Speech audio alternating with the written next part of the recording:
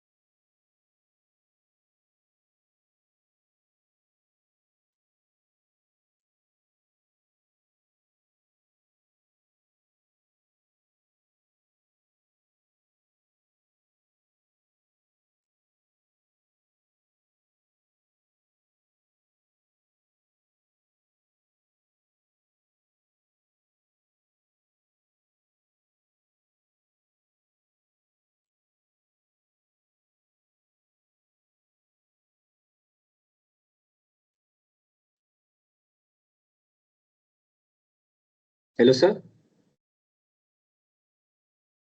Yeah, Arish. Sir, now you can begin the session. Okay. Okay, sure.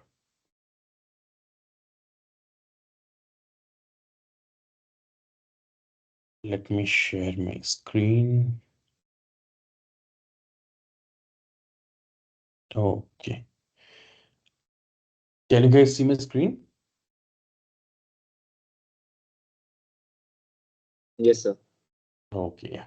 A very good evening to you all. And as per our continuation on the data science intro, we were covering on the machine learning topics, wherein we had covered on the supervised learning, the various algorithms of supervised learning, like in linear regression, the logistic regression, right? So coming to the third part of machine learning series, this is the third part and the end part of the machine learning, where we are covering the other aspect of the machine learning, which is the unsupervised machine learning, right? So as you guys know, like machine learning is divided into two parts. One is the supervised learning, the other is the unsupervised learning. So today we will be covering on the unsupervised learning, the various algorithms which are there, and a walkthrough of how you can implement them and the best practices which you can follow. Okay. So this is the agenda for today. So for today, we'll be covering on what is unsupervised learning. In unsupervised learning, there comes something called as k-means clustering and the different types of k-means clustering which are available. On unsupervised algorithm, what is hierarchical clustering and what is DB scan, how to find the optimal number of clusters while performing the unsupervised learning, like the Silhouette analysis. And then we will briefly touch upon like on the introduction to reinforcement learning, which is another dimension of the machine learning part, which is a not purely unsupervised or not purely supervised kind of a algorithm. And we will just get to know the various aspects of how reinforcement learning works, what are the various key concepts and the definition out of it. Okay. So what is unsupervised learning? I think we have covered this in our earlier session also. Like machine learning is covered into two parts. One was the supervised learning, the other was the unsupervised learning. In supervised learning, what we have is targeted labels, or we explicitly mention the computer that so and so are the labels for my data set, and this is how the outcome or predicted outcome would be for the particular data set that we have. But suppose say there is something in which we don't know what the label would be, what the output would be. In that case, how to leverage the data, how to find the unknown patterns within the data. Is there something like the trend which is going on and something abnormality which is happening within the data? How to find those abnormalities? Because abnormalities are never labeled, right? Suppose say I'm collecting much and much more data and sometimes the data goes missing. How to know this pattern that my data is missing? Or if I'm looking into someone's, say, the ECG data, electrocardiogram data, the heartbeat, and I want to understand, like, is there any anomaly within the heartbeats? That means if there is any deviation from the normal behavior, to find those unknown and the hidden patterns within the data, what we do is we go with the unsupervised algorithms. Okay. So unsupervised algorithms are designed to identify patterns or groupings in data without any predefined labels. Okay, this is what we earlier discussed also. And the three main types of unsupervised learning include the clustering, the associations, and the dimensionality direction. Okay, we will cover on individually on each of the topics, like what is clustering, what is association, and what is dimensionality reduction, and how unsupervised learning is different from supervised learning. Okay, as first we mentioned, right? So from the data labeling perspective, so in supervised learning uses the label data. Okay, meaning each training example is paired with an output label. In contrast, unsupervised learning uses unlabeled data. That means for every x,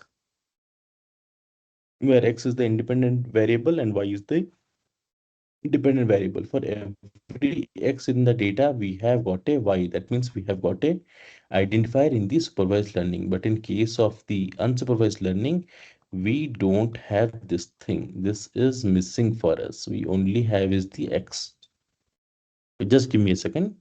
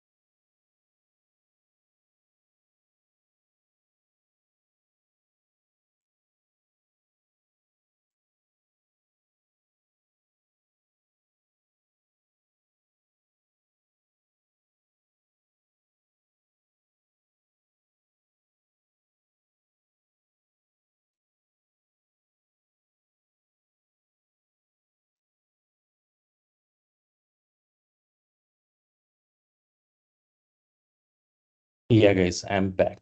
Sorry for the inconvenience. Okay. So for, am I audible, right?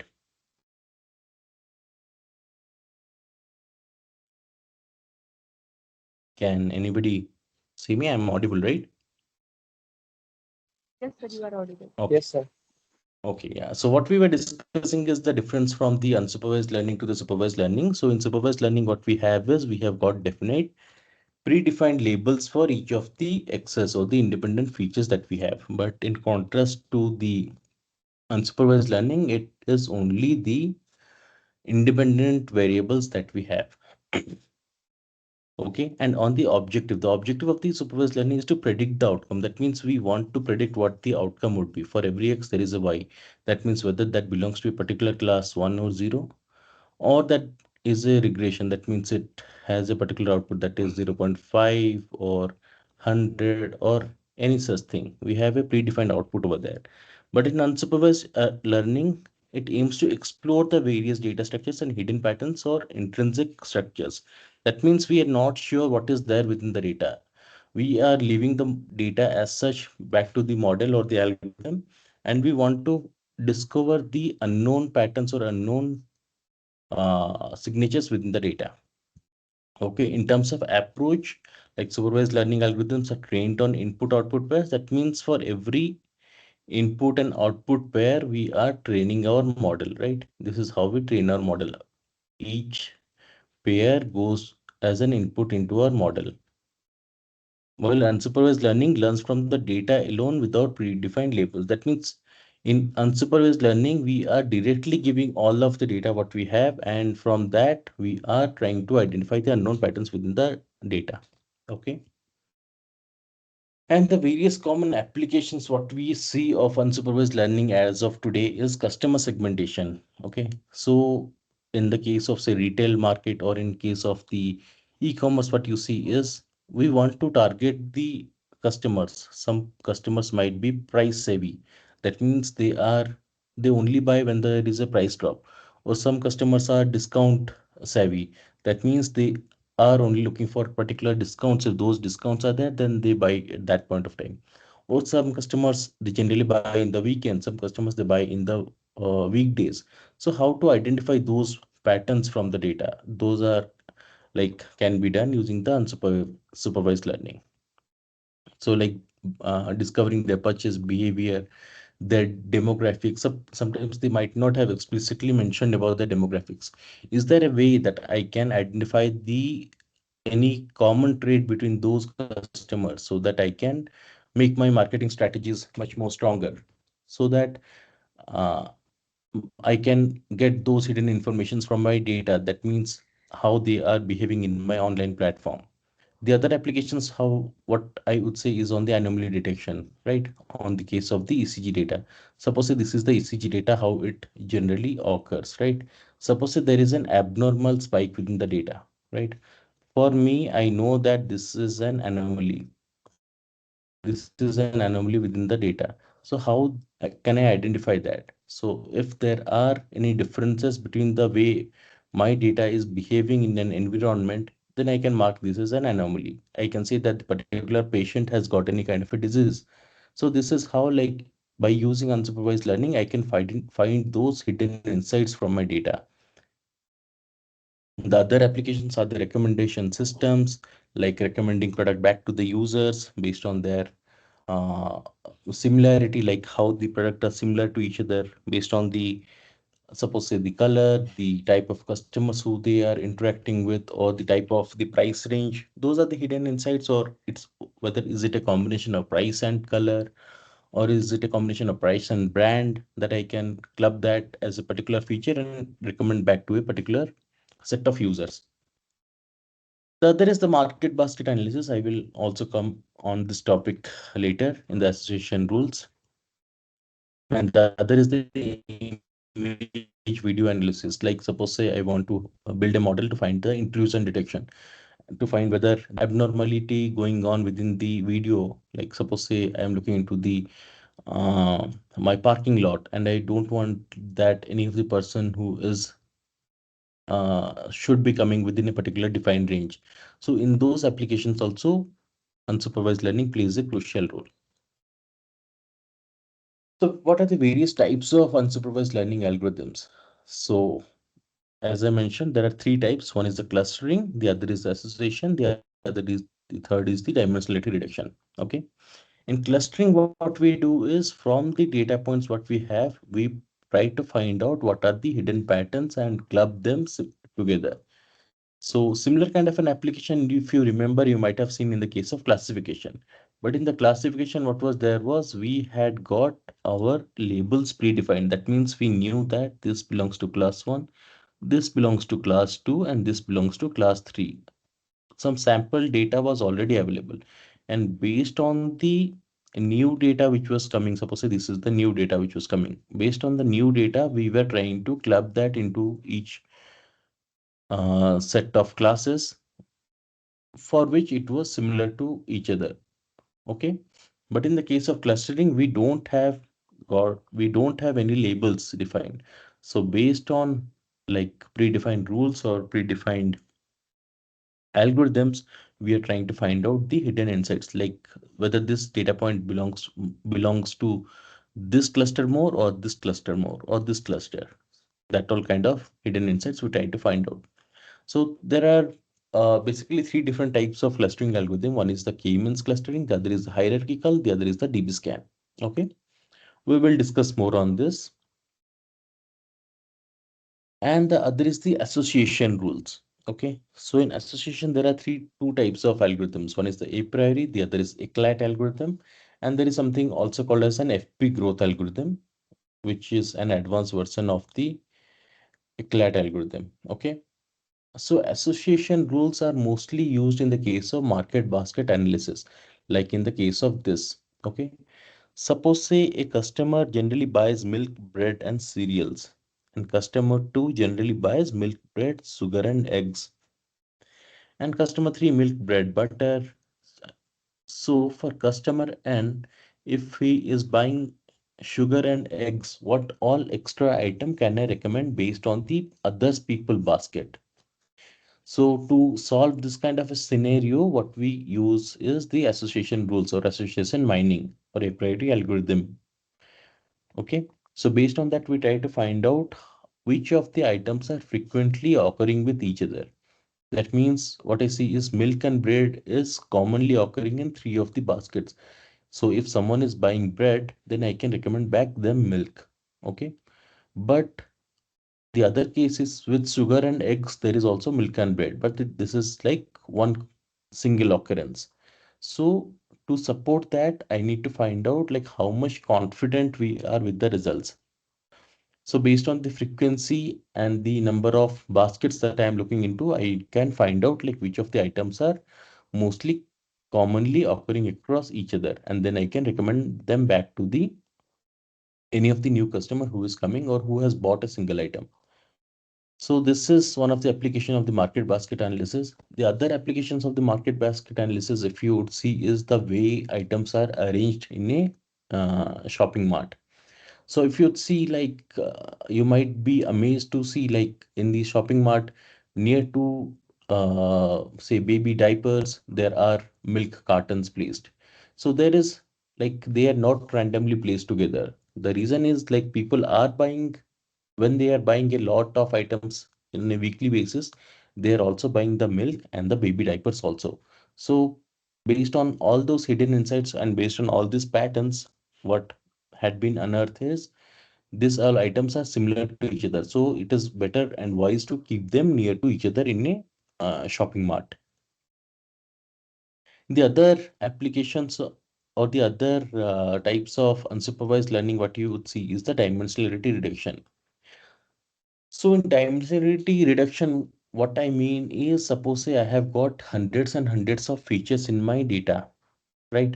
Suppose say I want to build a basic sales forecasting. That means what would be the sale of a particular commodity in the market in the next say 30 days. And for that, suppose I have got near about 10,000 features. So by features, I means the column, okay? 10,000 excess I have. So it's not wise for me to use all of the features to build my model, right? Even though like using more features and more data is generally recommended for any of the model to work better. But using more data points has also got their own downside as well. That means my computing power needs to be more. The a way to store this much of data also needs to be explored, and that has got also got a cost implication to it. So to mitigate around that, what I can do is I can reduce this dimension of data. So from 10,000 data points, can I find out like which are the top 100 features which can better represent my 10,000 data points? Okay. So to find all those kind of hidden insights, what I have is the dimensionality reduction techniques. So one of the common dimensionality reduction technique what you will learn is the PCA, principal component analysis, which is based on the eigenvalue and the eigenvector. I think you might have learned it in your classes and all, the eigenvalue and eigenvector. So how I can use those eigenvalues and eigenvector and find the maximum covariance which is occurring within the data point and use those data as my features for my modeling technique. And the other is the TSNE. So TSNE is also a finding the hidden insights from the data, dimensionality reduction kind of a technique. And sometimes we also use autoencoders. So autoencoder is like a encoder decoder model wherein we use the data points to find out which of the features are important to each other, and also like how to use autoencoders for the uh, noise reduction and also for feature representation and also for finding the anomaly detection in the data. Okay. Any doubts till now?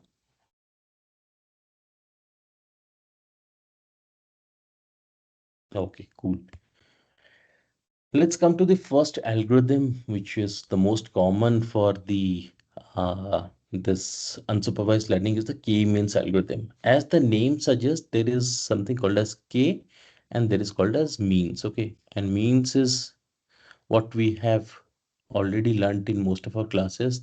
One of the most central tendencies of the data point, which is the mean of the data, and k is the number of clusters what we are forming. So the name is self-explanatory. That means we are forming k clusters by using the mean of the data. Okay, let's see how this works.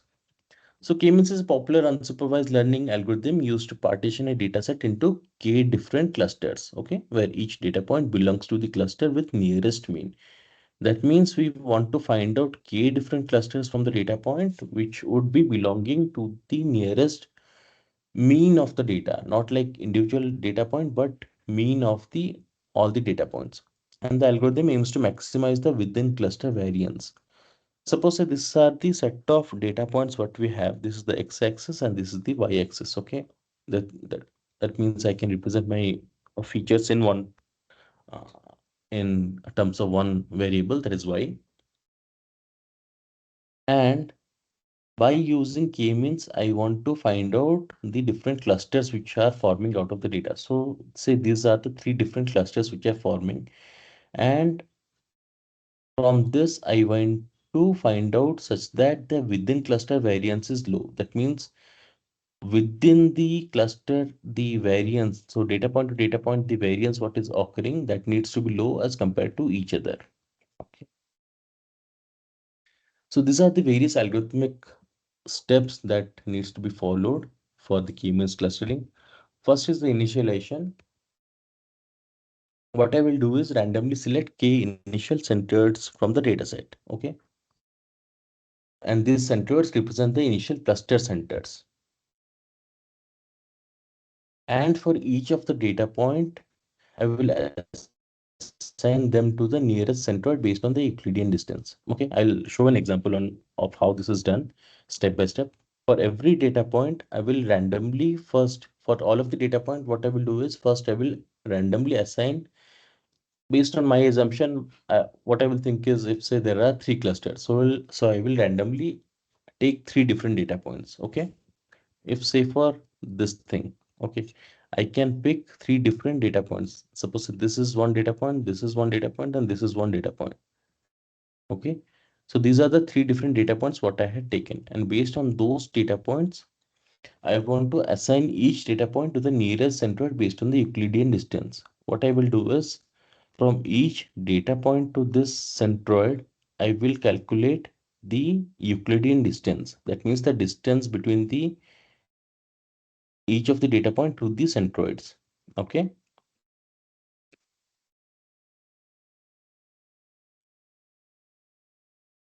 and then what I will do is I will update the centroid by taking the mean or the average of all the data points assigned to each cluster. And then the new centroids are the average of the points in the respective clusters. And then I will repeat it iteratively till it converges. That means there is the centroids which I have chosen and the clusters what I have chosen are not changing after n number of iterations. Okay, let's see with an example. Suppose that this is a student data set, right? For every student A to F, these are the marks which they have got in each of the subject. Okay, up till I think this is fine, right? For every student in subject one, they have scored, and in subject two, whatever they have scored. So based on this, I want to identify like which of these students are similar to each other. Okay, and which of the students can I group them accordingly. Suppose say if I have got only one subject, then it had been like easier for me based on suppose say the highest mark or based on the lowest mark. I can split them across. But here I have two different subjects. So based on this, how can I collectively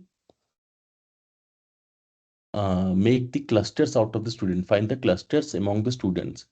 That means my initial assumption can be A, B, and C are similar to each other and D, E, F are similar to each other. But whether that is true or not. So this is a step by step how through which how I can do the key means calculation. First, in the initialization step, what I will do is randomly I will select two initial centroid points. Okay. So the first centroid is this. Suppose say these are the two centroids. So centroid A is one of the centroid and C is another centroid in my data point. Okay. And these are the marks they have scored. The student A and C, what I'm assuming is those are the centroid. So these are randomly anything what you can pick. I have taken A and C. You can also pick anything like B and D or B and F, anything you can pick up.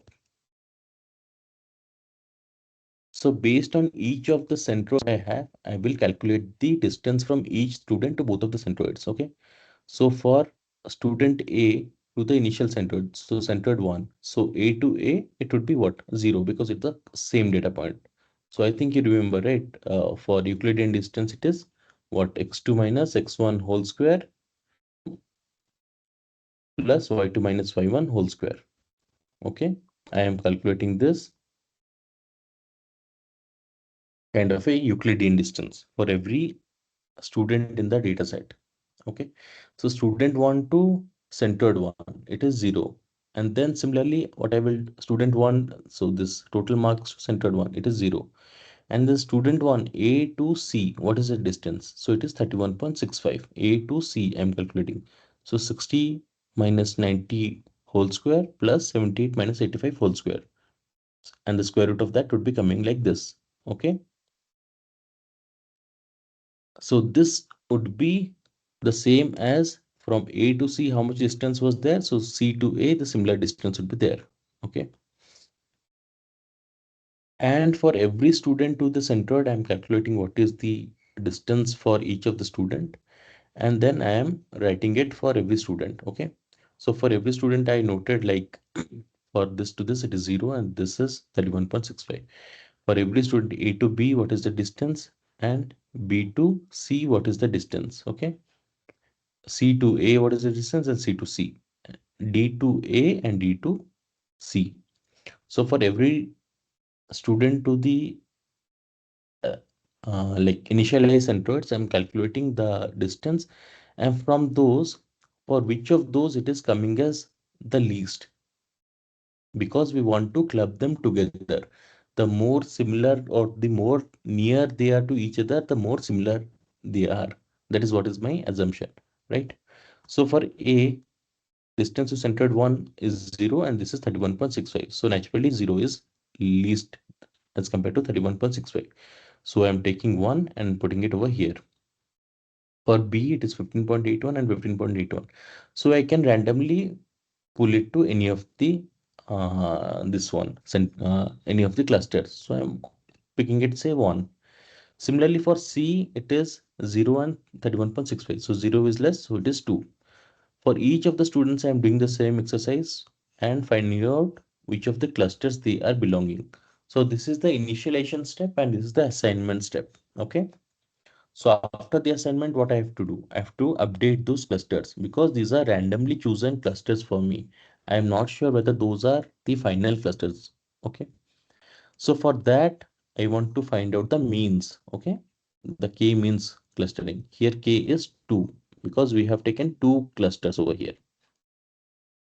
And then in the updation method for the members who were belonging to the first cluster, that means what? A, B, D, and F. Okay. For A, B, D, and F, I will take their distances. I will take their, I will take their vectors and divide it by the number of members in that particular cluster. Okay. For A, B, D, and F, what I'm picking is 90, 75, 85, and 95. All of this and dividing by 4. And this, I'm also taking the other values of x2. Suppose this is x1, this is x and y. For y, all the y's and divided by 4. So the new centroid is coming as this much, 86.25 and 87.5. Similarly, for C and D, what I will do is who were belonging to the other cluster. For C and E, 60 plus 70 by 2 and 78 plus 65 by 2. Okay. For this, these are the new centroids for the two clusters. Okay.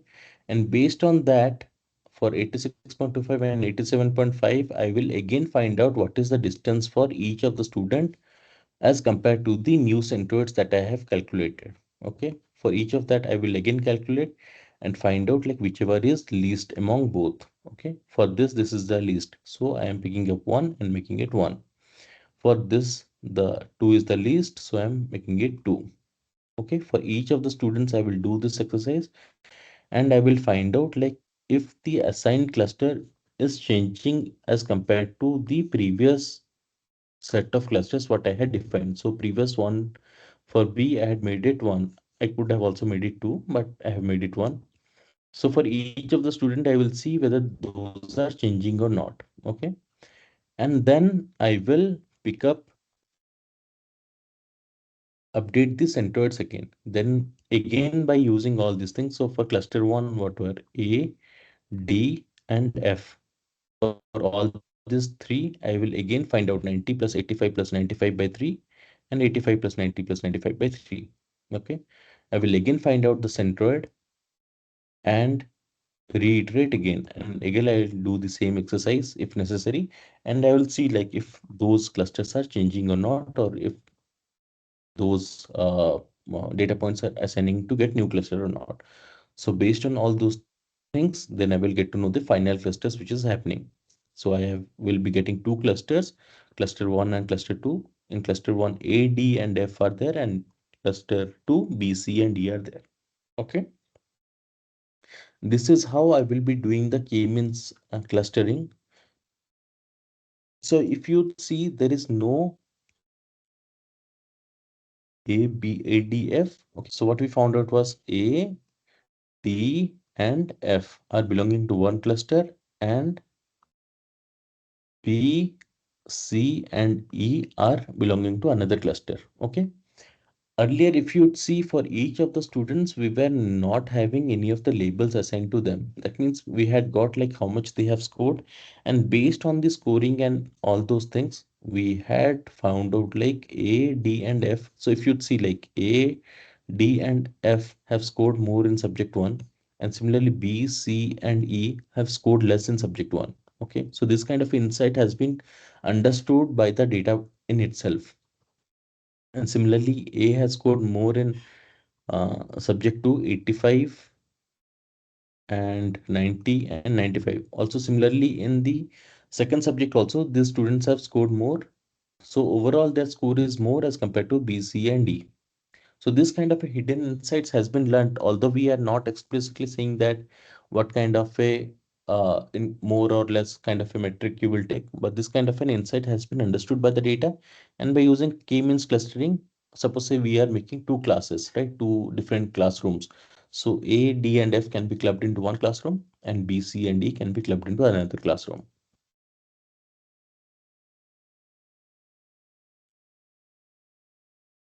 So if you see, like I had taken two centroids initially, right? And from that, I said that there are two different classes or two different clusters they will be belong to, right? But someone might come and argue that in place of two clusters, can't I take three clusters or can't I take four clusters, right? So how many number of clusters can I do? What is the optimum number of clusters I can divide my whole data set into? So that is something which is trivial and which was not learned by the point of data or the point of uh, analysis what we had done, right? So to all was done on the initial assumption what we had taken. That means initially let's assume there are two clusters. So based on two clusters what we had did. So to find out the optimum number of clusters, there are different techniques. One is the elbow method. The other is the Silhouette analysis. The third is the gap statistic. We will cover more on Silhouette analysis later. That has got a different complete slide onto it. But let's cover the elbow method. In elbow method, what we do is we try to find out the within cluster sum of squares. Okay. For every cluster, what I'm doing, so in the x-axis, if you would see, is the k value. So the k is the number of cluster. So for first cluster, what was the WCSS? That means the within cluster sum of squares. So within the cluster, what was the sum of squares? What was the distance out of those? And the sum of, so the distance between the two data points and the sum of all the data points. So if say that was coming to x, so that is the within cluster sum of square for cluster one. If say there are two clusters, so for two clusters, what is the within cluster sum of square? Okay. So based on that, for each of the number of clusters, what I am doing, I am regularly iterating and finding out the within cluster sum of squares. And the point wherein the rate of decrease of the within cluster sum of square is the least. That means, as you can see, it was gradually decreasing. And after this, it is no more gradually decreasing. It is becoming more like a flat line.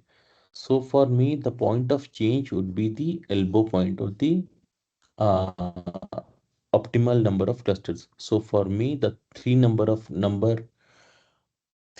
clusters is optimal for me. Okay, so this is how you can plot your elbow chart or elbow curve. And from that, you can find out the what are the optimal number of clusters what you can find out for a particular clustering exercise. The other is the Silhouette analysis. I will come more on this. As compared to the elbow method, Silhouette analysis provides a better and a much more robust mechanism to compare between the number of clusters that I have made out, and also gives an indication on how well defined are my clusters. Another statistic method like hypothesis testing is the gap statistic, wherein we also try to find out the intra-cluster distance.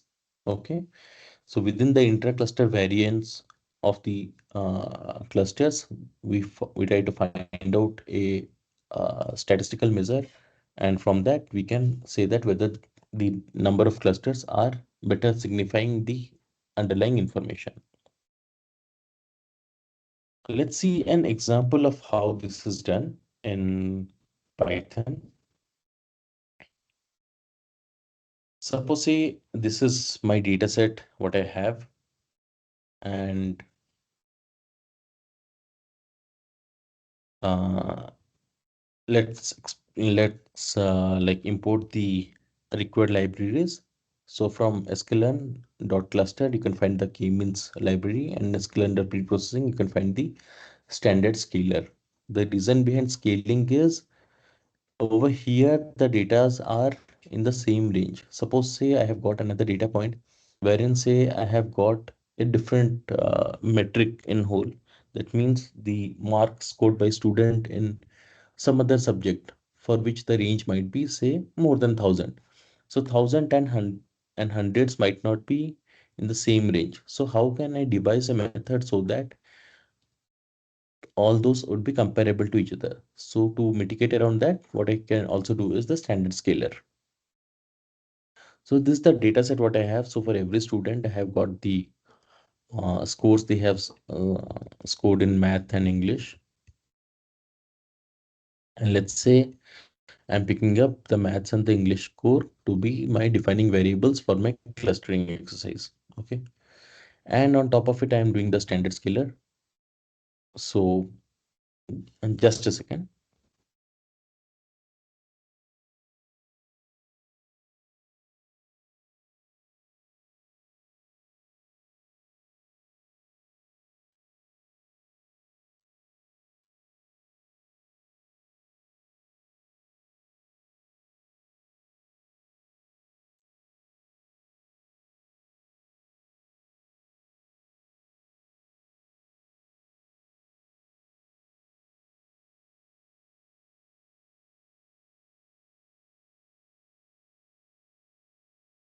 So what I have done is I have done the scalar on top of it. That means I want to make them into a standard normal distribution with a mean of 0 and a standard deviation of 1.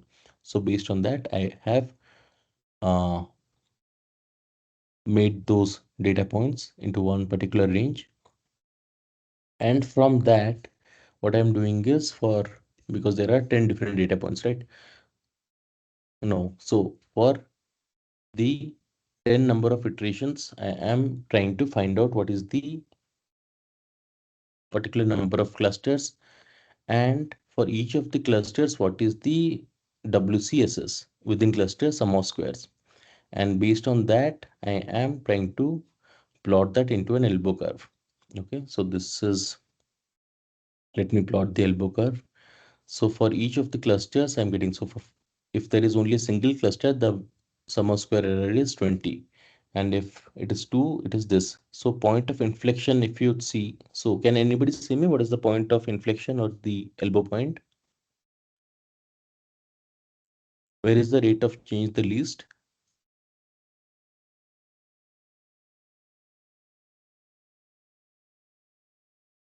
Hello? 2, 2, right? Okay. But 4 can also be the this, right? The point of inflection of the elbow curve point. So we can see like for 2 it is this much and 4 it is this much. So for 4 it is much more like flatter line. So 2 can also be picked up for the number of clusters. But when we are confused like which one to pick up like between 2 and 4, if there are like incomparable differences, then we can also pick up the center point for us. So let me pick up 3 as my number of clusters, and from those clusters I am assigning them to my individual data points. So I have made 3 different clusters. So 0, 1 and 2. And I have assigned them back to each of the students. That means whether they belong to which of the clusters. And using those data points, let me plot that. Okay. So these were my original data points. So between English score and the math score, these were my data points, and these are the centroids what I'm getting. So if you see, my centroids are deviated from my data points what we had. Okay. Can anybody say me like why we had got this centroids over here, which should had been over here? These are occurring within the range of say 0 to 1.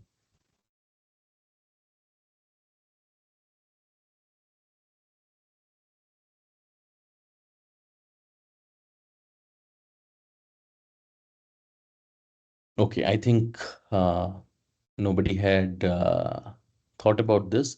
But the thing is, if you remember, I had scaled my data, right? I have scaled my data. I have made my data to a unit normal distribution. That means it was occurring between -1 to +1. And the data points are near to 0. But whatever I have plotted is for the original data point, which were in their original ranges. So to mitigate around that, what I can do is I can do an inverse transform on top of it.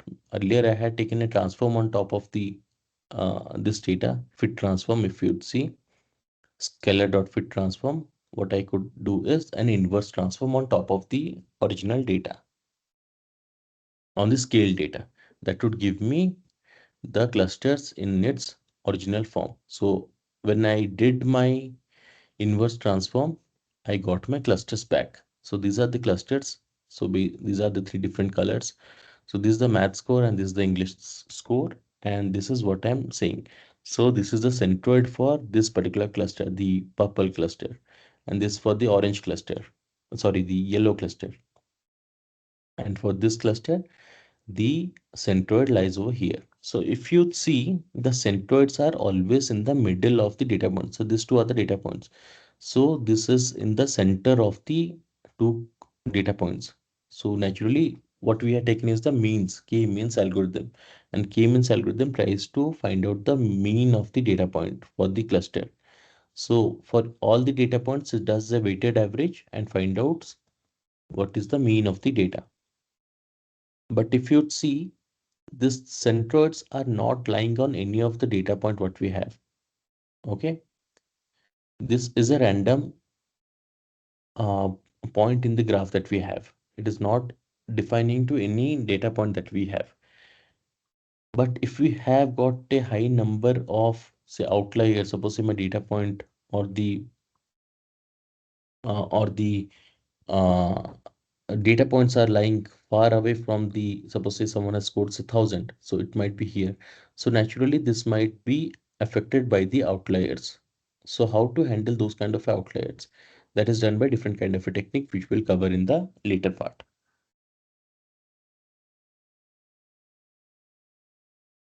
So different types of k-means algorithm. Okay, in the k-means what we have done is we were taking the mean of the data, and from the mean of the data we were trying to find, first we were assigning random data points as our centroid, and from the centroid we were randomly assigning the clusters, and from the clusters we were trying to find out the mean or the average of the data points which were belonging to each cluster.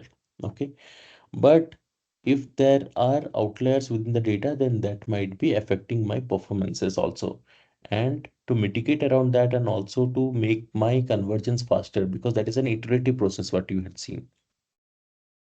To make the convergence faster and make the result much more better, what the other algorithm has been evolved is the k-means plus plus. Okay, so this is a variation of the k-means, wherein in place of the initialization, what we were doing is we were randomly picking the n number of data points or n number of data points from the data for the n number of clusters. In the previous example, we had taken two different data points for the cluster. Okay, but in the k-means plus plus, what we will do is in place of taking the two number of data points initially, we will pick up only first or only a single data point in our first step. And for each subsequent centroid, select a point x from the dataset with a probability proportional to the square of the distance to the nearest existing centroid. Okay, and repeat until k centroids are chosen. Suppose this is the original data what we had. This is the subject one and subject two what they have scored. And from that, for our original chosen centroid, that means for A, with respect to A, what is the distance or the Euclidean distance for each of the student as compared to A? Okay, so this is B A, sorry, B to A, the distance, and this is C to A. Okay, for each of the distances, I have noted it down and I have taken the square of the distance. So this is the square of this. For each of the square, I am assuming that the uh, their belongingness to the each of the cluster is proportional to the square of the distance between them, because I am assuming that the more the distance is, the more distinct the data points are as are compared to each other. Okay, and then what we'll do is select the next centroid based on the probability proportional to the square of the distance. So assume we choose student C. Okay, C we had chosen because for C we were getting the highest distance. So as compared to A, this is the distance we were getting from A to B. This was this much for all the distance we had got, and we took a square of that. The reason behind taking a square is if there is a minimal uh, distance, say 30 and 35 and 31. So where the distance is not that much varying. So if we take a square of that, then naturally the difference would be exploded. We'll get much more information about that. So as compared to all of the distances as compared to A to C, the distance is highest. So we are taking C as our next centroid. Earlier we had assumed A as our first centroid. And next, based on this analysis, we had taken the C as our second centroid. Okay. So we have got the two centroids, and based on this, the same step we will follow as we were doing in the K-means algorithm. Okay. By using A and C, I will try to find out what are the distances between them, what is the mean of the distance among them, and I will try to find out and update the step again and again and iterate it over again. So this is the only difference between k-means and k-means plus plus. In k-means plus plus, we are not directly taking the second centroid randomly, but on the basis of the first centroid which we had chosen. So this gives a much more head start in the initial phase, wherein the distance might be higher or there might be a outlier within the data. So that outlier would definitely go as a third cluster for us in the initial step. And through that way, we are also removing the outlier on the go. The other kind of a k-means algorithm is the mini batch k-means, wherein in the k-means, what we are doing is we were looking into the whole of the data. Suppose this was the whole data, we were looking at the whole data and trying to find out what are the different clusters which can form out of it. Suppose say I can divide this into mini batches. That means BC belongs to one batch, DE belongs to another batch. And based on different batches, if I can do k-means on top of it and find out like there are multiple clusters which are occurring, then that would give me much more uh, like good a kind of a number of clusters and also the faster convergence as compared to if I have got a large number of data, then that will take a good amount of time for us to converge. So this kind of a mini batch k-means is particularly helpful for us. The other is the k-medoids. The k-medoids is similar to k-means, but instead of using the mean of the cluster, it uses the actual data points or the medoids at the cluster center. If you remember over here, we were getting the centroids over here, right? So the centroids are not any of the data points what we originally had. These are the means or the average between two different data points. So in medoid, what we do is in place of taking any average between the data point, what we do is we take the data point in itself, and from those data point, we are trying to find out the centroid for the our clustering exercise. So this is the step. So initially, randomly select, sorry, this is K. So randomly select K medoids from the data set, and assignment assign each data point to the nearest medoid. For each cluster, select the data points as the new medoid that minimizes the total distance to all other points in the cluster, and repeat the assignment and update the steps until the medoids no longer change significantly. Okay. Suppose say this is an so the advantage what we get with the K medoids is they are much more robust to noise and outliers, and it uses the actual data points at the cluster centers. So from the dimensional point of view, if we are storing a lot of point of data, suppose say we have got 100 clusters. So saving those 100 clusters would also be an exercise for us. So to mitigate around that, what we do is from the 10,000 data points that we have, we already know that within this data points, the clusters are lying. So there is no another kind of a data structure that we need to store the extra clusters that we have. So it provides an advantage over the k-means algorithm or the k-means plus plus algorithm. So say this is an exercise, right? So for all the students and the subject 1 and 2, this is the mark they have scored. And this is the distance to midoid. So this is the same Euclidean distance what I had taken. So this is the same step what we have done in the k-means algorithm. So randomly select uh, this thing, two clusters, two centroids for us, and from that find out what are the data, what are the differences or the Euclidean distance between them.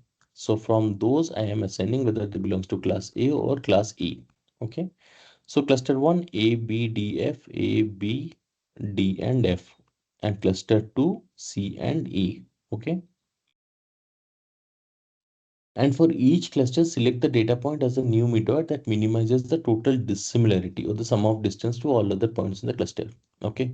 So for cluster 1, what I will do is for student A, B, D, and F. For A, I will find out what is the distance between A to B, A to D, A to F, and I will note it down. A to A is 0, A to B is this much, and I will find out the sum of distances. And similarly for student B, distance between B to A, B to B, B to D, B to F. This is how I have written, and find out the sum of the distances. So for the cluster 1, for each of the students and the distances, I found out like the current method A has the lowest. So for A, it is the lowest as compared to the other.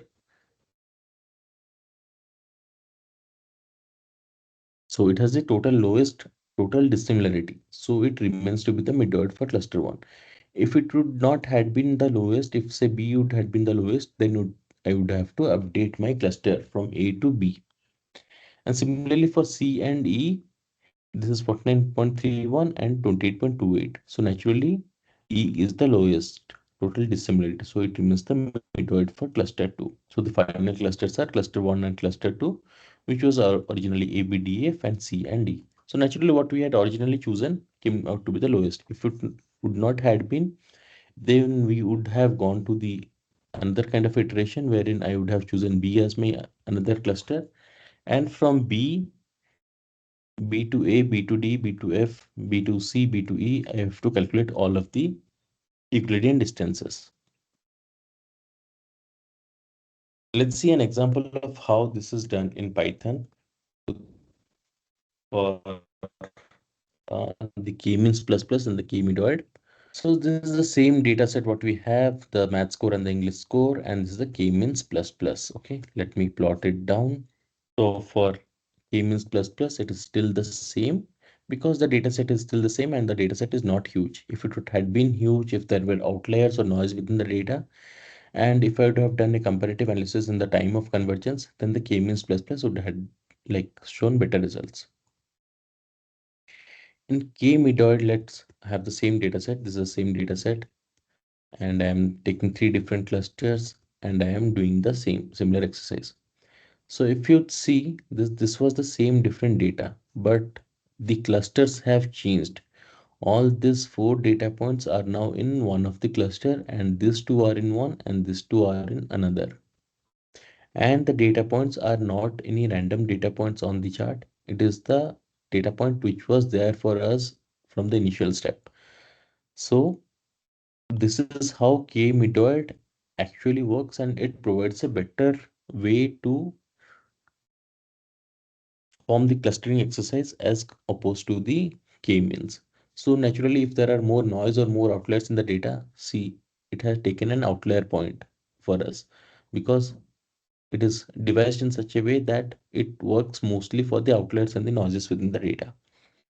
So naturally, if we know that there are more outliers or more noise, or we know that there are chances of outliers within the data, then we can follow around this step. Any questions till now?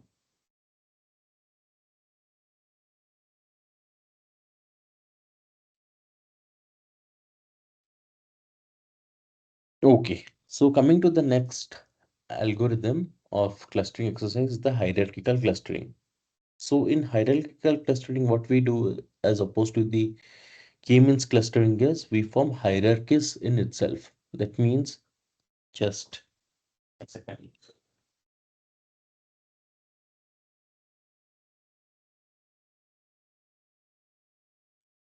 Here, if you would see, like if in this exercise, I am saying that these are exclusive to each other. That means this cluster and this cluster and this cluster are not similar to each other. But in practice, it can so happen that my one cluster, some of the data points, my one cluster can be a part of a bigger cluster in itself. Okay, can be a part of a bigger cluster. Suppose say this is my data point that I have, and a third cluster can also be a part of the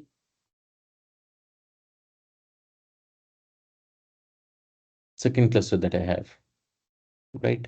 So how to find out if those are not mutually exclusive to each other? That means those clusters are have got natural self lineage among them.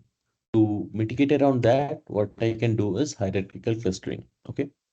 So hierarchical clustering is a type of clustering algorithm that builds a hierarchy of clusters. Earlier, what we were doing is we were trying to find out distinct clusters among themselves. But in hierarchical clustering, what we are doing is we're trying to find out hierarchy of clusters. And there are two main approaches to hierarchical clustering. One is the agglomerative, the other is the divisive. As the name suggests, the agglomerative, it starts with each data point as its own cluster. That means each of the data point that we had, it assumes that this is one cluster, all of the data points as one, each as in itself as one cluster. And then it iteratively merges the closest clusters based on the distance metric. Example, the Euclidean distance. So based on the distance what they have, suppose that this distance is list, this distance is list, so it tries to merge them and forms one cluster.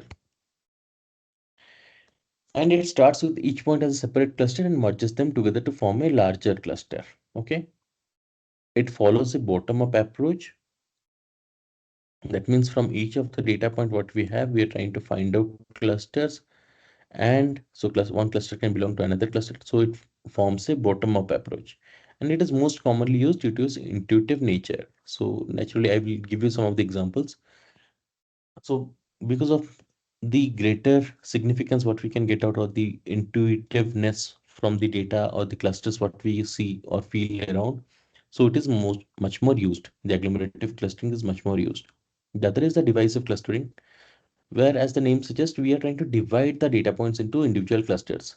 So here what we were trying to do, we were trying to find out that each of the data points belongs to individual clusters itself, right, at first. But in the divisive, it feels that all of the data points are belonging to one single cluster, and from that we are trying to divide it into multiple different clusters. Okay, this is a top down approach as compared to the bottom up approach. So naturally, finding out and finding the differences between this is much more tougher task, because it's a similar to the k-means algorithm. That means on this we might do a k-means or the k-means plus plus or the k-medoid kind of a this on top of it iteratively. So it is not much more used because we already have the k-means algorithm in place that can be used directly on the data. But the hierarchical clustering is much more used when we have got natural information out of it. Let's see an example. Okay, so as I know, like eagle and peacock, they belong to birds, and lion and bear, they belong to mammals. So this is how they have been clustered. Eagle and peacock belong to one class. This is suppose cluster one. Lion and bear belongs to the mammals. This is another class.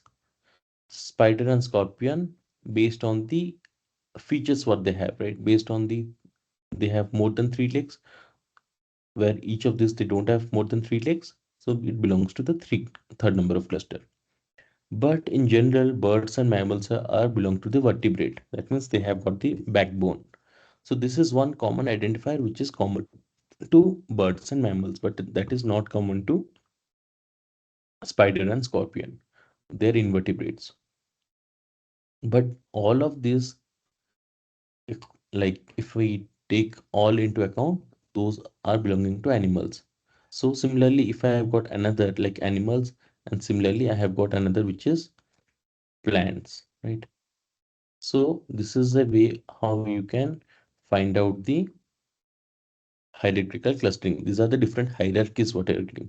So this is the first level, this is the second level, this is the third level. So depending upon the number of levels that I have set, I can find out the number of different distinctions between the data points and if they can be grouped among each other. So this is called as a dendrograph or a dendrogram. So dendrogram, by plotting a dendrogram, it gives us a distinct intuition about how the data points are and if they are belonging to each other or if they collectively are similar to each other. Let's see an example of how they are done. Suppose say for the same student data set, this is the marks they have scored in maths and English. Let me do the standard transformation. And for hierarchical clustering, there is something called as scipy.cluster.hierarchy. It has got, we want to plot the dendrogram. There is linkage library and the F clusters. So using the, so Z performs the hierarchical clustering from the X scaled, and on this I am plotting the dendrograph or the dendrogram. So what it gives the information is A and E are similar to each other. Similarly, B and F are similar to each other. So these are the one, like how many levels? One, two, three, four. So there are four different levels within, so sorry, five. One, two, three, four, five. Five different levels within the data. And each of the clusters, each of the data points are intuitively belonging to each other. So in total, they are belonging to one particular cluster or one particular label, but within those also they are individually categorized into different groups. That means A and E are similar to each other because I know that they have scored much more in maths and English. And similarly, A, E, and J are also similar. A, E, and J are also similar, but A and E are much more similar to each other as compared to J with A and E. This is how you can plot a dendrograph for some of the other exercise like customer segmentation or all those things. You can do this kind of a dendrogram exercise and you can find those hidden insights from the data.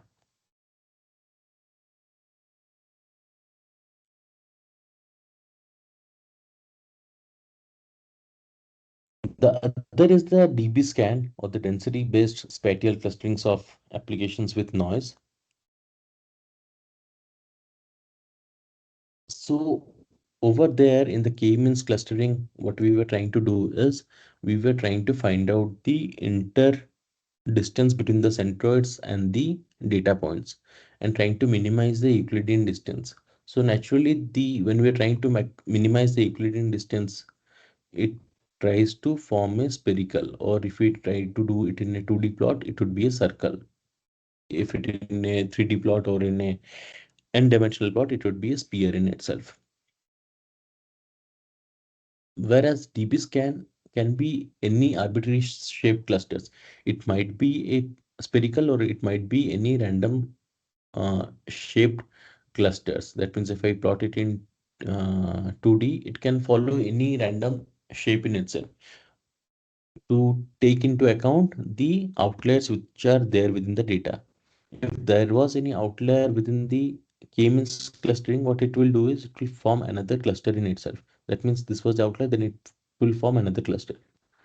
But in the DB scan algorithm, it will take all the outliers also into account, then it will form a cluster in itself. It will become a big size cluster.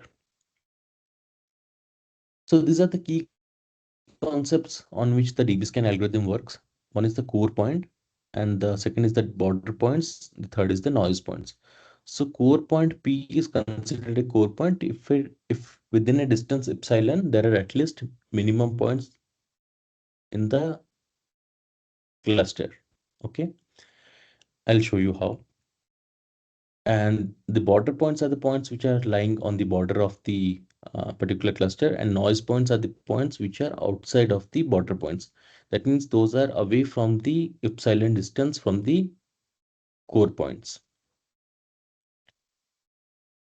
So this is how I can do the DB-scan algorithm. So these are the core points. So the blue points, what you see is the core points. So based on that, I have taken epsilon distance. So any points which are there within the epsilon distance are assigned to the each of the clusters, and those are called as the uh, border points. That means these are the border points for the particular cluster. And the minimum points algorithm parameter what I had taken was 3. So at least there should be 3 minimum data points for a particular cluster. And anything which is, because say this data point is more than epsilon distance from the core point, from for this as well as for this, as it was more than epsilon distance for the uh, core points, I am not considering them to be part of any cluster. I am treating them as an outlier or a noise point. Okay. So based on that, there are one would argue like what should be the absolute value of the epsilon shall I take, and what should be the number of minimum points should I take. So if I take a large value of epsilon, then it will result in more points being considered as neighbors. That means if I take epsilon as more, it would consider this as the part of the cluster. So similarly, more number of data points would be considered as the cluster. But if I take a smaller value for the epsilon, then it would essentially consider as less number of data points for my cluster, and my number of clusters would generally increase. Similarly, the same goes for the minimum number of points. So what should be the ideal number of minimum number of points on the epsilon shall I take? That is something which I should look into while uh, doing the DB scan algorithm.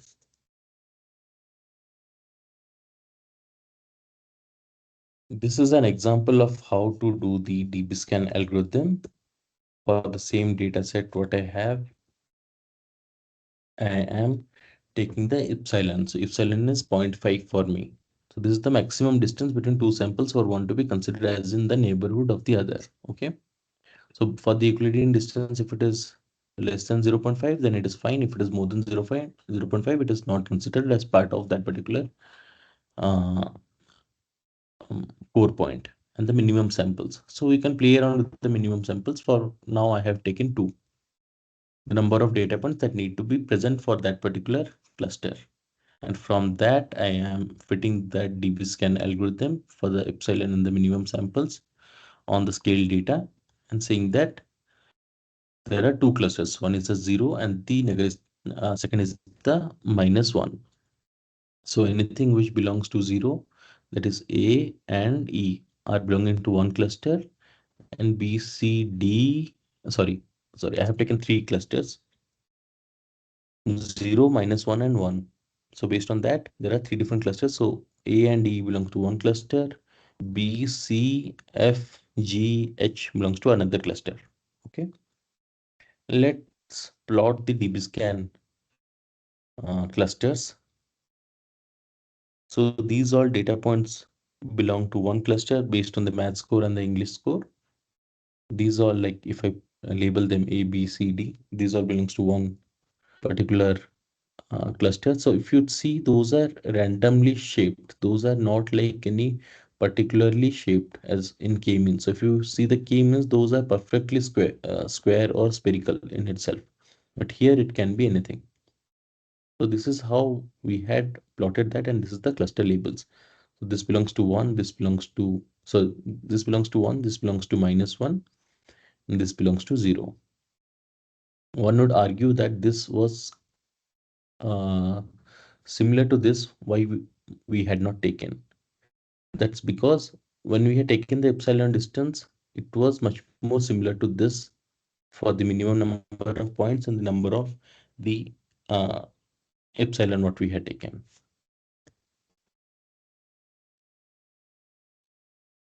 So to find out the optimal number of clusters, what we have done earlier was the elbow method, where we were looking to the sum of square error, and from the sum of square error, we were plotting the elbow curve, and from the elbow curve for the number of clusters that I have, so k equal to 1 to n, we were plotting the elbow curve, and where there was a inflection point, we were saying that this was my elbow point, right? Because it looked like an elbow. And from this, the gradual decrease in the rate of change of the sum of square error is the least. So I'm saying that this is the optimum number of clusters what I can take. So the other analysis what I can do is the Silhouette analysis. So Silhouette analysis used to evaluate the quality of the clusters. There we were not getting a qualitative information based on that. We were getting a visual representation, but it would give a quality of the clusters from any of the algorithms. That means for k-means or the DB-scan. And it provides a way to measure how similar each point is in one cluster to the points in its own cluster as compared to the points in the other cluster. That means if there are two different clusters, I can quantitatively say that how my these points are much more similar to each other as compared to within the other clusters. Okay. So for that, what we do is a Silhouette coefficient. So this is how we calculate the Silhouette coefficient. So it is the BI minus AI by maximum of AI and BI.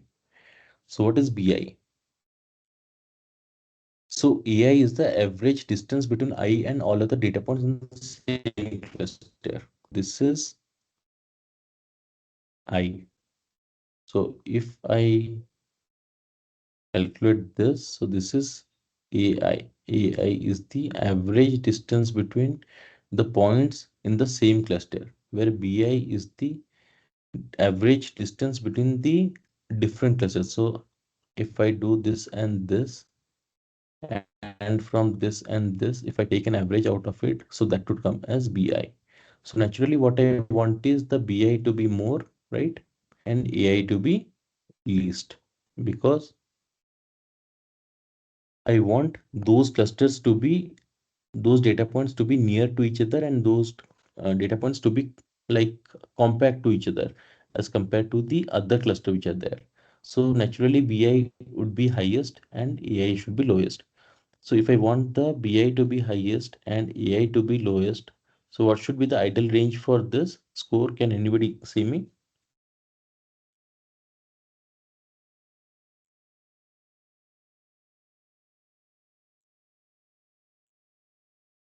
Okay. So the Silhouette coefficient, it ranges from -1 to 1. So if it is plus 1, then I is well clustered. If it is plus 1, that means if it is positive. If it is positive and it is plus 1, then I say that this is much more better clustered. If it is 0, then it is okay. If it is -1, then it needs to change. It has been assigned to a wrong cluster. So what we do is for every data point in our data, we repeat this exercise. For each of the data point, we calculate the AI and the BI and try to find out what is the Silhouette coefficient for each of the data points. And for each of the data point, we'll be getting +1, -1, 0. And based on that, we'll be plotting this Silhouette coefficient versus the cluster labels. Suppose say these are the three different clusters. So this is 0, this is 0, this is 1, and this is 2. Okay. So for 0, for each of the data point, I will calculate the AI, BI, and the maximum of BI by AI. And for each of the, hello, is anybody wanting to say something?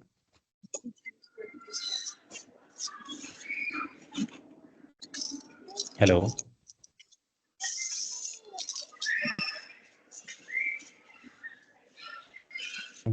Can you please go on mute if nobody has any question? Okay. So for each of the data points, we'll be plotting this Silhouette curve and trying to find out if on and if totally if the value is coming as positive, negative, or near to 0. Okay. So for say 0, all of the data points we are plotting the Silhouette analysis. So and for 1, for this curve, given that there are this many data points, we are having for each of the data point what is the Silhouette coefficient value. And for 2, there are also some of the negative values also. But in whole, it is maximum, it is positive. But positive, it is not near to 1, it is near to less than 0.6. So on an average, we are saying that this is 0.6 for this particular clustering exercise. So which is pretty much decent for us. So if it would had been near to 1, then it would had been better.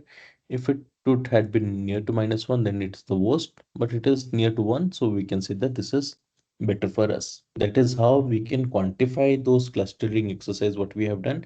And also based on that, we can play around with the number of clusters what we have and see if the Silhouette coefficient is increasing or decreasing. Let's see this with an example of how to do the Silhouette analysis. So suppose for the similar kind of exercise, I am trying to find out the, let me do the k-means clustering on top of it. And for that, let me plot the Silhouette curve. Okay.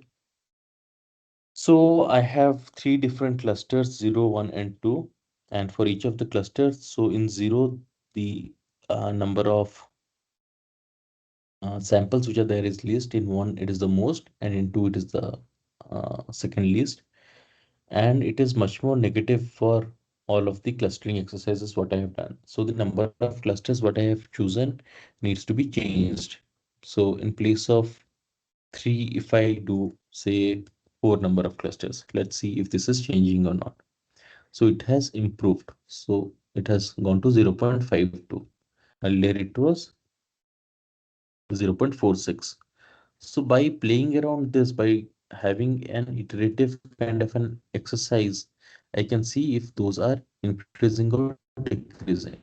So making it 5 is no more increasing. So if I make it 2, so for 2 it is 0.55. Still it is better as compared to the baseline what we have set for 3.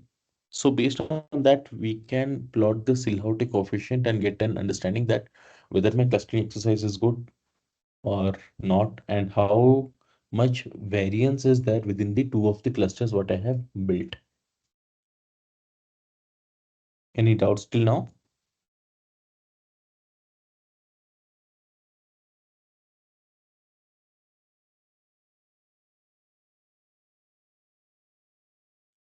Okay.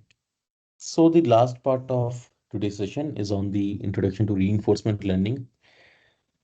This would be in whole a theoretical exercise of what is reinforcement learning and what are the different components of reinforcement learning, so that you can get a generalized idea of what is reinforcement learning and think about the various applications out of it. Okay. So reinforcement learning is a branch of machine learning which concern with how agents ought to take actions in an environment to maximize reward. Okay. Suppose say this is an agent. An agent is working in an environment. Suppose say you are a student. Agent is, let's take the example of an agent is a student, and an environment is the exam, right? So how a student is behaving in an exam, the behavior is the action. How an agent is behaving in an environment, based on that, the environment is giving me rewards in return. So suppose say at action I have done a time t, the exam or the environment would be giving a reward at time t plus 1. And based on the reward what I have got in the previous time step at time t and the state t, my agent would learn from that and try to optimize it parameter so that the reward what he is getting is tries to get maximum or maximize the reward. Okay. So these are the various terminologies of the reinforcement learning. So this is not like explicitly known. That means this is the expected outcome out of this. Suppose say I want my computer to play chess, right? Here I have not explicitly defined that what is the expected outcome out of it. So based on the number of moves it do or the particular move it tries to do, it gets a reward at the end. That means whether that's a positive reward or a negative reward, or no reward is been given to the particular action that it has done. And based on the action it does, the state of the environment changes. So environment dictates what the state would be. So the various key components of the reinforcement learning, first is the agent, second is the environment. So agent is what? The one who is performing those actions is an agent, or who is interacting with the environment. And the environment is the external system with which the agent is interacting. So agent and environment are interlinked to each other. The other is the state. So state is the representation of the current situation of the agent within the environment. That means what is the current state? Suppose say you are going to uh, play, you are going to play a football game, right? So you are the agent and the game is the environment for you. So the outcome can be anything, 0 or 1. You can win or lose. That is the reward. But the state is the, if we see, is it going to rain or is it going to be dry? Is it going to be sunny? Those are the states of the system. Those can affect how you are interacting with the environment. Got it? That means if it is sunny, you would play better. If it is rainy, you are not going to play better. That is how state can also influence the how agent is going to interact with the environment. And action is the choices made by the agent that affect the state of the environment. And action can be discrete. It can be, say, the move left or right or continuous. That means acceleration in a particular direction. Sometimes the state can be controlled and sometimes the state cannot be controlled. And the output of the environment is called as a reward. So reward is something which the agent always tries to maximize out of it. Suppose if there is a dog, you want your dog to always bring the ball back whenever you are trying to throw it around. But the reward what you are giving to the dog is a, suppose say, a bite of the food or the bite of the candy. So that is the reward what it has intrinsically known in itself, and it is trying to maximize that thing because it knows that every time I bring the ball back, my master would be feeding me. That is how it has known that this is what are the set of actions that I need to do so that I can maximize my reward. So this is the example of how an agent through action is interacting with the environment, and environment throws out the set of states and the rewards back to the agent. So to mitigate or to find the maximum reward for a particular agent in an environment, there are different techniques how it can do. One is the policy learning, the other is the Q learning. So the policy learning, it defines the agent's strategy or behavior in an environment, and it maps states to actions, representing a mapping from perceived state of the environment to actions to be taken when in those states. So based on the state, suppose say that it is sunny or it is rainy, based on that your set of actions will be different as compared to the different set of environmental states. And the output what we get, or the function that we get, is a value function. It estimates the expected cumulative reward an agent can expect to receive starting from a given state and following a specific policy. And there are two main types. One is a state value function and the other is the Q function. The Q function is mostly used that predicts the expected return from taking an action A in the state is and follows the policy Y thereafter. So based on the Q function, it tries to form an expectation. That means my expectation is that by following so and so in an environment Y, my reward would be maximum. So it tries to maximize those set of states what we have. And naturally, there are two different type of conditions what we generally have. One is the exploration versus exploitation. So exploration is, suppose say you have got to know that maths is your favorite subject, right? And you have not explored there are different kind of subjects which are available. Say chemistry is also available, physics is also available, and based on that you are continuously investing yourself in maths, learning maths. So that is exploitation, because you know that by learning this particular subject it would give you the maximum reward. That means it would give you the maximum number of marks in a particular exam. But suppose say you go out on a venture and you see what are the different subjects which are available, say physics, chemistry, history, literature, and you explore the different subjects which are there, and from that you try to find out like what is the reward which you are getting. Is my expected reward the same as what I had like expected earlier, or is it not? So by doing an exploration versus exploitation, you try to find a balance between both and find the set of defined actions. So the actions what you are going to take can be defined based on the whether you're trying to do an exploration or an exploitation. So based on that, you after doing a set of explorations, you found out that yes, say literature is also like something which is interesting to you. So along with maths, you can also take up literature, and that would be helpful for you. So this is how like reinforcement learning has been used. So one of the common applications what you would see generally now is the transfer learning, or the cases of the automated driving, the cases of the chat gpt, where the chat gpt tries to give you the answers based on the set of questions what you have raised. So by using a mix of reinforcement learning techniques, it tries to maximize its reward. So the reward would be for the chat gpt is to get the maximum number of correct answers. Hopefully all this helps. So this is like what I have covered like in basic of the reinforcement learning, and more on this like I think you'll be getting on the literature what the student body would be providing back to you. From that you would be getting a deeper understanding of this. So this was just a glimpse on what is reinforcement learning, and today we covered all the topics on this unsupervised learning from the clustering perspective. But there had been some of the other applications on the different things like the anomaly detection and the dimensionality detection. Given the scope of time, we had not covered that, but you can explore more on that. But for now, like you can play around with clustering algorithms, see how this algorithm works, and all those things. Any doubts till now?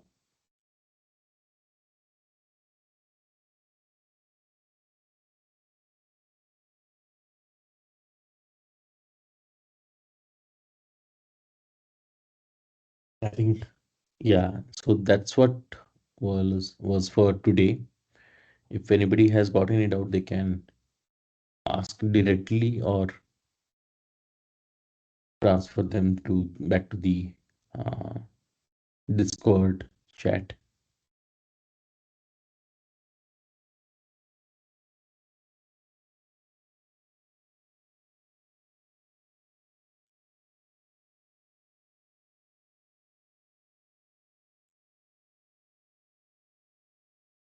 Any questions or no?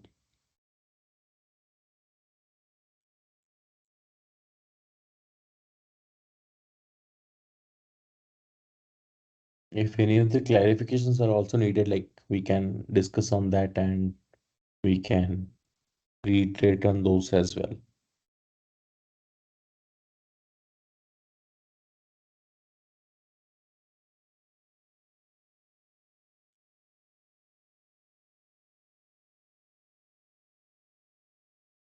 Okay, Ayush, I think nobody has any question.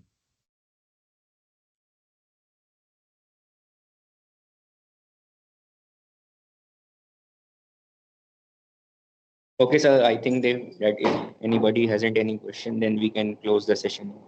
Okay, Thanks a okay lot, then. sir. Yeah, so see you guys tomorrow. So tomorrow we'll be covering much more on the building the pipeline, on how to take the data set, how to build a pipeline, how to serve those in the real time. Those also we'll be looking into. So seeing positive, expecting positive attendance tomorrow. Okay, sir. Thanks a lot. Oh, okay then. Yeah. Bye guys. Happy weekend.